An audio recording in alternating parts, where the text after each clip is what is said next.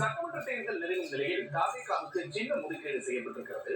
Whistle சின்னத்தை ஒதுக்கி இருக்கிறது தேர்தல் ஆணையம். விசில் சின்னத்தை விஜய் கோரிய நிலையில் அதே சின்னத்தை தேர்தல் ஆணையம் மீண்டும் அதே சின்னத்தை தாவேகாவுக்கு ஒதுக்கி இருக்கிறது. முதல் தேர்தலில்